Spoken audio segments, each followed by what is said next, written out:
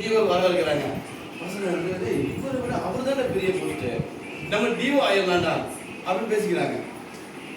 ஆசிரியர் ஆயிரலாம் நினைச்சோம். ஆசிரியர் தான் பெரும் நம்மளோட ஒரு அதிகார தோரர்கள் இருக்கிறாங்க. நம்மளோட டீச்சராக தான் பார்த்தோம்.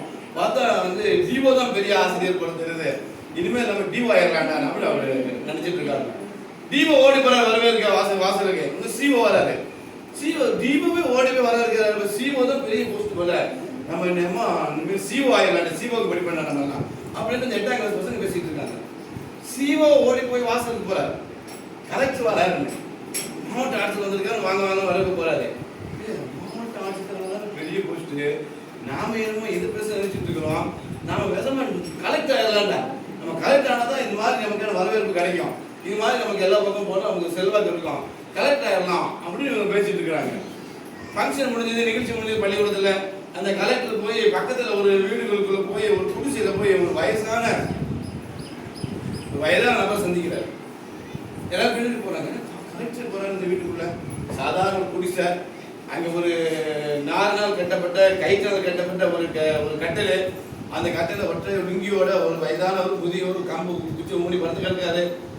அவர்கிட்ட போய் நிற்கிறார் இந்த கலெக்டர். ஐயா எனக்கு தெரிஞ்சுங்களுக்கு தெரியல. இப்போ நான் உங்க ஸ்டூடெண்ட்ஸ், நீங்க உங்க ஸ்கூல்ல படிச்சு உங்க சிந்தனையை உள்வாங்கி உங்க மூலமா நானும் ஒரு துறைக்கு வரணும்னு ஆசைப்பட்டு தான் நான் கலெக்டர் ஆகி இந்த ஸ்கூலுக்கு என்னை இன்வைட் பண்ணியிருக்காங்க வந்தேன். நான் உங்கள் மூலமாக படித்ததுனால, உங்கள்கிட்ட படித்ததுனால தான் நான் இந்த நிலைமைக்கு வந்திருக்கேன் அப்படின்னு கலெக்டர் சொன்னாங்க. இந்த பசங்க சொன்னாங்க, நம்ம பேசுறோம் ஆசிரியர் ஆயிடலாம்டா.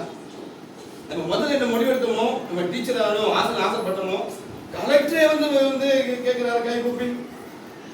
ஆசிரியர் படித்த பெரிய படி, எல்லாத்தையும் நம்ம டீச்சர் ஆயிடலாம். அப்போ மாணவர்களுக்கு நாம் இன்னும் ஆகணுங்கிற சிந்தனையை நம்ம உருவாக்கணும், உள்வாங்க வைக்கணும். நான் டீச்சர் ஆகணும், ஆசிரியர் ஆகணும், நான் தாசில்தார் ஆகணும், நான் இந்த ஊருக்கு ஆர்ஐ விஓ போஸ்ட்டுக்கு வரணும், நான் ஒரு துறைகளுக்கு போகணும், உயர்ந்த துறைக்கு போகணும், ஐபிஎஸ் வரணும், ஐஏஎஸ் ஆகணும். இது மாதிரி சிந்தனைகளை நாம் மாணவர்களுக்கு அதிகமாக அவ்வப்போது சொல்கின்ற பொழுதுதான் அந்த வளர்கின்ற பருவத்திலேயே எதை உள்வாங்குகிறோமோ, எந்த சிந்தனை நம்ம பயணிக்கிறோமோ அந்த துறையை நோக்கி அந்த மாணவர்கள் செல்வார்கள். அதற்கு நம்முடைய ஓலாண்டிப்பட்டி பள்ளி எல்லா வகையிலும் நமக்கு ஊக்குவிக்கும் என்று நம்புகிறோம். பெற்றோராகிய நாங்களும் உங்களுக்கான என்ன அடிப்படை தேவை என்பதை எங்களுக்கு பகிர்ந்தால் எங்களால் என்ற அளவுக்கான உதவி தோழர்கள் அதிகமாக உதவி செஞ்சிருக்காங்க. பெரிய பாராட்டு செய்தி. இது மாதிரி சிலருக்கு கிடைக்காது, நம்ம பள்ளிக்கூடத்துக்கு கிடைச்சிருக்கு. ஆனால் அது காணாது. இதுக்கு நம்ம திமிக்கிற மாதிரி எவ்வளோ போட்டாலும் பசி அடங்காத அளவுக்கு பள்ளிகள் தேவைகள் நிறைய இருக்கலாம். ஆனால் அதுக்கு வந்தப்பறம் நாம நம்முடைய பிள்ளைகளை உருவாக்குவோம். இன்னும் மாணவர்களை அதிகப்படுத்தக்கூடிய வழிமுறையை நாம் மேற்கொள்வோம். நீங்கள் எங்களுக்கு வழிகாட்டுங்க.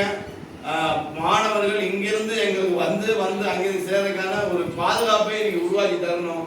அப்படி உருவாக்கிட்டீங்கன்னா நம்ம ஆசிரியர்களுடைய எல்லா மாணவர்களையும் இன்னைக்கு 10ஆம் கிளாஸ் வச்சு ரொம்ப சந்தோஷமா. இப்போ 9ஆம் கிளாஸ் வந்து 2 பசங்க வெயிட்டிங்ல இருக்காங்க. இங்கே 8 தான் இருக்கு, சேர்க்க முடியல. 2 பேர் இருக்காங்க. பசங்க அங்கேயே 8 தகுதியில்லாமல் யோசிக்கிறோம். பேரண்ட்ஸ் நீங்கள் 8லேயே சேருங்க அப்படிங்கிறாங்க. இந்த ஸ்கூலில் போய் சொன்னோம்னாங்க பரவாயில்ல, ஒரு வருஷம் போனப்போ நீங்கள் 8லேயே சேருங்கிறாங்க. அந்த மாதிரி நம்ம பேரண்ட்ஸ் சொல்லிட்டு இருக்கிறோம். நீங்கள் இந்த பள்ளிக்கூடத்திற்கு வருகை தந்து மாணவர்களை அதிகமாக சேர்க்கறதுக்கு காரணம் வரீங்க. இந்த மாதிரியான ஒரு பள்ளி நல்ல முறையில் உருவாகி இது ஒரு மேல்நிலை பள்ளியாக மாற வேண்டும் என்ற நல்ல நோக்கத்தோடு முடிவு